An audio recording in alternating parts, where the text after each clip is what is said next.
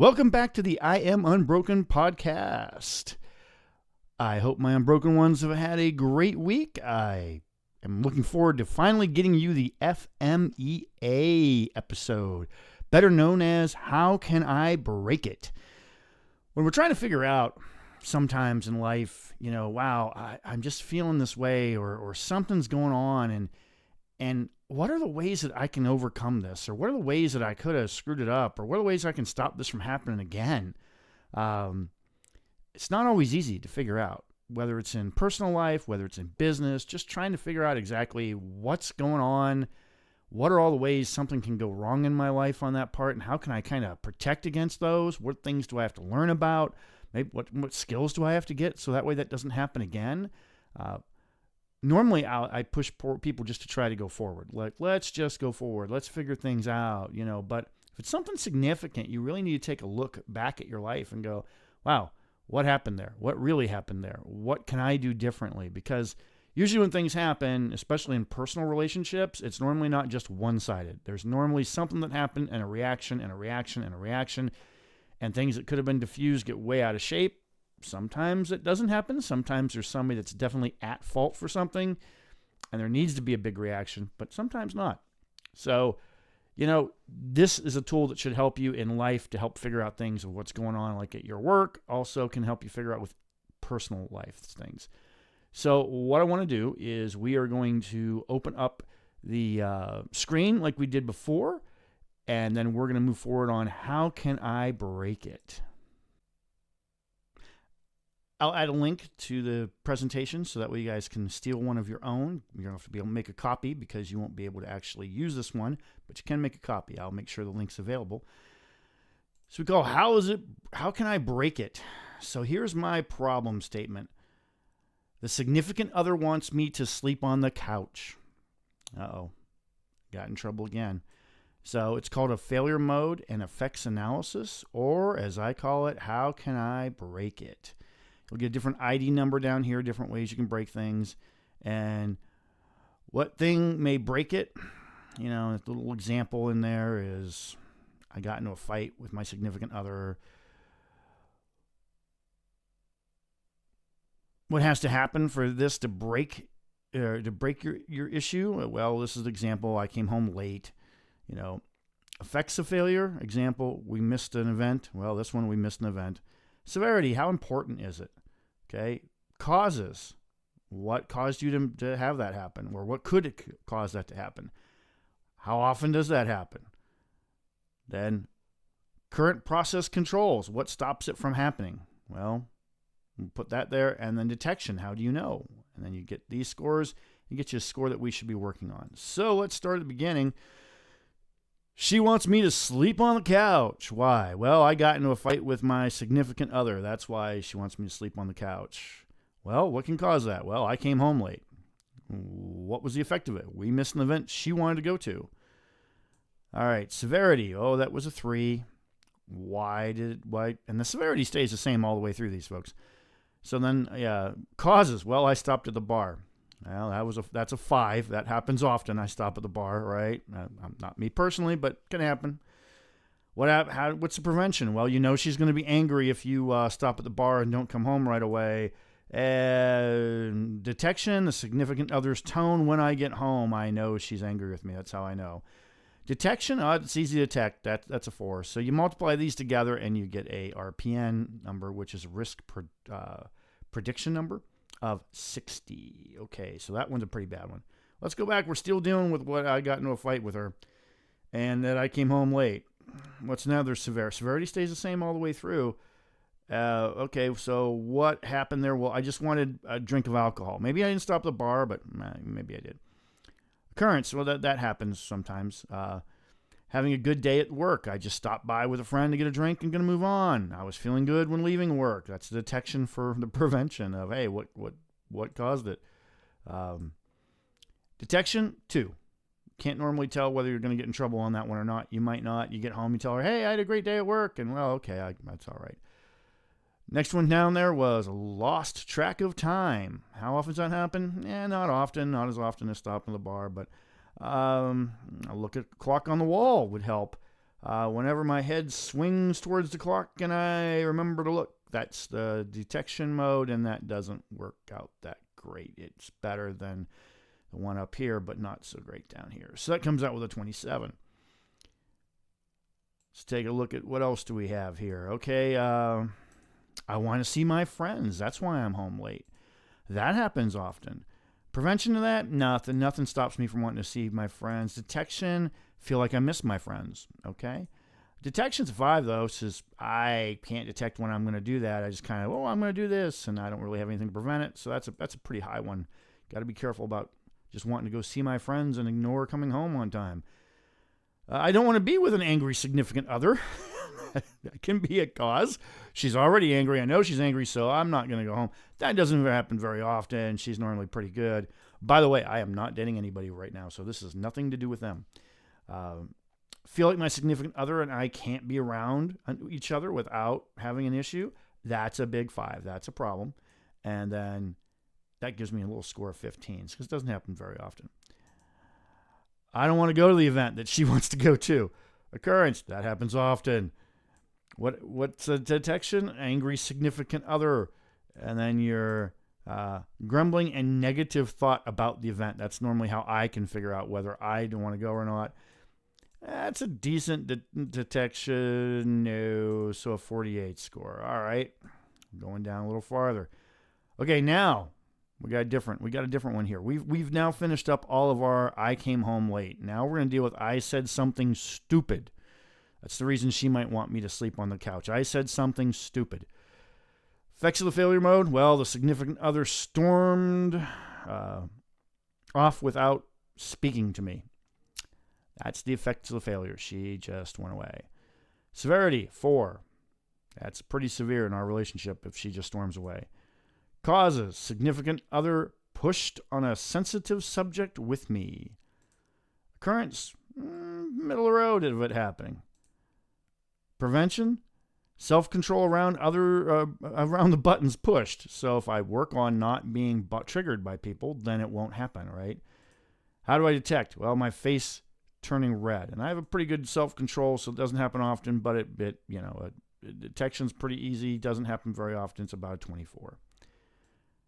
Same thing. We're working on significant other stormed off. Severity still the same. Your severity doesn't change once we get past this part here, but this is right here is your severity.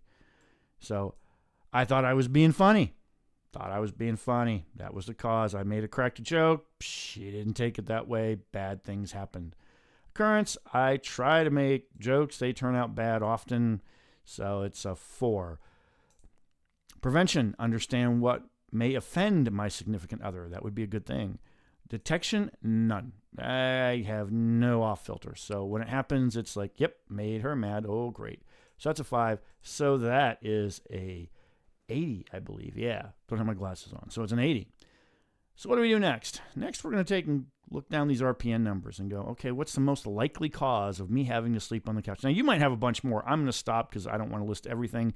This isn't a 3-hour podcast, right? It's not something that I'm going to list out every single possible thing that could go wrong. You might want to, or just do the major ones and go, I can't think of anything else. But this short little list here. You go through here and you say, okay, well, it's a 60, it's a 24, it's 27, 60, 80. Probably should worry about the 60s and the 80s first. So let's talk about the 80. My humor. All right, what I can do is start trying to think of things before they come out of my mouth and going, would that be wise? If someone said that about me, would I be okay? Just had this happen to somebody I said the other day. I compared them to somebody else, found out they didn't like that person very much. I thought I was being complimentary because I thought this person had very nice style. Turns out they didn't like the personality of the person. And I wasn't very clear about what it was that I was talking about. So they thought I had a personality like they did and was very upset that I said that. I was preferring more of their style, which the person does say they like that person's style. So yeah, got to work on those kind of things in life. You know, I'm not perfect as someone to listen to, but yeah, got to work on those things in my life as well. So what am I going to do about that one? Well, I'm going to try to slow down, and if I'm going to compliment you in a way from somebody else, I'm going to make sure I tell you why I think that should be a compliment. So not just like, wow, you're a lot like Jenny. More like, wow, Jenny's style is pretty cool, and I think you're even better than Jenny's style. Something like that. Best thing is probably just stop comparing people to other people. I'm going to work on that one as the best of like, hey, I really think your style is cool. Or, I'm a little older generation, so I'm not using all the new terminology that they have. But, or I really appreciate how beautiful you look today. Something like that would probably be better for me to do instead of comparing them to somebody else. So I'm going to do a counteraction. My actions are going to be, I'm going to try to stop comparing people to people. So that way I don't have that problem. Something I'm actively working on. Go about the 660. I want to see my friends. One of the ways that this has been combated lately is I have set time aside to see my friends at a certain event. We all get together there. I love line dancing. If you haven't seen that on my profile, or if I haven't talked about that yet, I love to line dance. I have a Wednesday night that I go out with my friends and do line dancing. If I have a female interest in my life, she's going to be welcome to come with me. If she doesn't want to come with me, it's going to be a very clear time that this is the time I'm spending with my friends. Would love for that person to be in my life and do that. If they don't want to, that's fine too, but I'm not going to stop just because something new. That way it can be a set time and it shouldn't be a problem. Might be, but shouldn't be. First one, let's see what happened. I stopped at the bar. Hopefully that won't be a problem, because if I have somebody in my life, I wouldn't be stopping at the bar as often. I'd be coming home to talk to them. And if they're not willing to listen to me, or if I don't have that support in my life, then that needs to be addressed instead of me just going to the bar. So that might have been something that I've heard from multiple people. I typically don't have that kind of a problem. I'm not a big bar guy. I like to go to karaoke. I like to do line dancing. You can find me both of those places, but I don't just stop in the bar to hang out and talk to people. So, all right, those are the major things I wanted to talk about in there today. Maybe a little shorter than what normal is, but hopefully you guys understand what I'm talking about when we talk about an FMEA, about getting in there personally. This really should help you draw out some of those base reasons. Now, I'm firing things off of what my counteractions are pretty quick. I'm also figuring out, hey, these are the things that went wrong pretty quick because I built this sheet already, because I got ready for it. Expect this to take a lot longer. Expect to use the 5 whys that I taught in a previous session. If you haven't seen that one, I'll also link that one down at the bottom of the video. So make sure that you go back and use the 5 whys on these, because that's absolutely what you should be using when you're talking about these causes, right? If you think about what we taught in the 5 whys, I got in a fight with my significant other. Okay, why? When you get to that last why, 5 whys, get that last why, that should be really what you're talking about. What happened to make this, to break this out? What happened to cause this kind of issue? And then, okay, what happened there? What's the effect of doing that? One should be 1 up. This is what happened.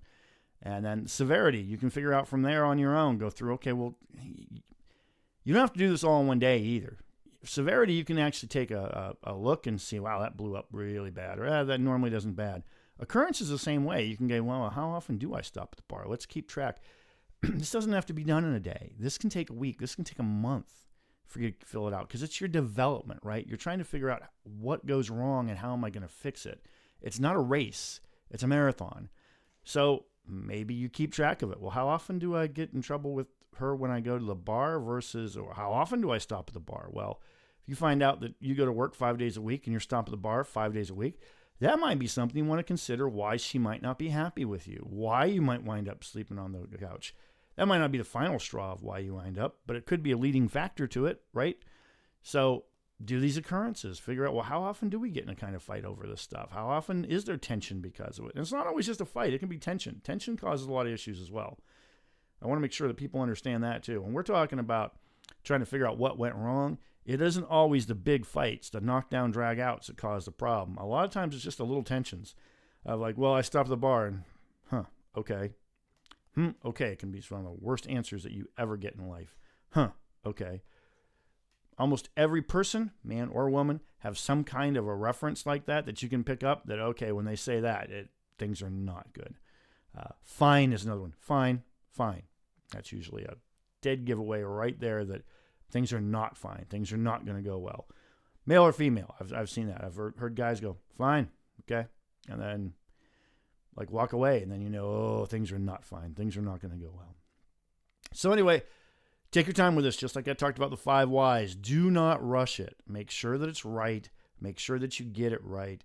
And it really can help you then. Again, the whole goal of this, though, is not just to figure it out and go, I know why you're wrong.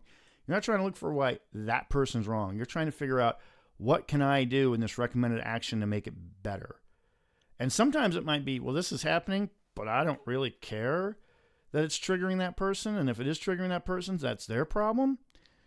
That's time where you might want to start looking at moving on, because you can't change other people. Other people have to want to change. So these recommended actions have to be things that you can do yourself to change what's going on.